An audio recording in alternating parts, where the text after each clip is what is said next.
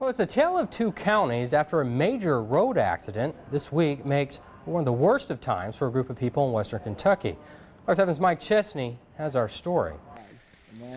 We're standing in front of that caution tape because on the other side of it, there's this bridge, which definitely isn't supposed to look like this. Individual contractor was bringing some rock for the county of Ohio County, and when he got on the bridge collapsed. J.R. Hunt has land on the other side of this creek, and now he has no way to get to it. Nobody's ever going to get a word out. Just have the county start fixing it, you say? Well, it's not exactly that simple. Here's the situation. Right now, I'm standing in Hancock County. On the other side of the bridge, that's Ohio County. But as for which county actually has to deal with the collapsed bridge, well, that's up for debate. Ohio County says that Hancock County needs to help them before they'll help us. And Hancock County says not their problem. Hancock County backs that up by pointing to this map. The dots are the ends of the bridge. The county line is in red. Hancock County to the north, Ohio County to the south. Our IT man, Dave Chapman, went out and looked at it, and from all intents and purposes, the bridge is in Ohio County. Ohio County says it's looked at working on its share of the road before, but only up to, not including the bridge. And while everyone tries to figure out what to do, there's Reba Green.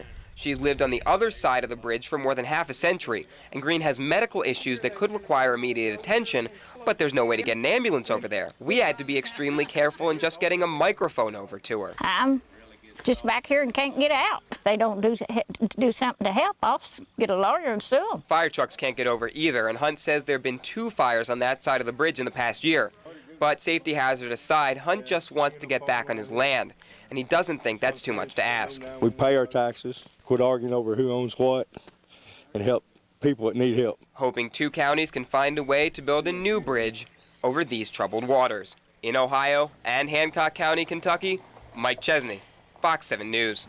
Sash says he feels bad about the situation, but fixing the bridge could be an expensive proposition for whomever does it. Last time Hancock County built a similar bridge, it cost around $120,000, and that was about a decade ago. The goal of the 2010 census is to count everyone in the U.S., and some Gibson County residents are learning where you're counted can make a big difference. Fox 7's Mike Chesney is here with the story. All right, consider this. Evansville has about 125,000 people. If one family of 4 is counted incorrectly, it's a problem, but not a huge one. Somerville, near Oakland City, has about 350 people. If one family of 4 is counted incorrectly, that's 1 entire % of the town's total population. They put the 911 address. Rex O'Neill is a resident of Somerville. In fact, he's on the Somerville Town Council. Somerville. Now, listen to him say his address. 5001 South Lincoln, Oakland City, Indiana, 47660. If you have a post office box. Somerville Clerk Treasurer Mary Dyer says a couple of years ago, as a part of a move designed to make it easier for 911 to dispatch emergency crews to the town, some Somerville addresses were changed. If you call from your home for an ambulance, they can look right on their screen and know exactly where you're at. Many Somerville residents got Oakland City addresses.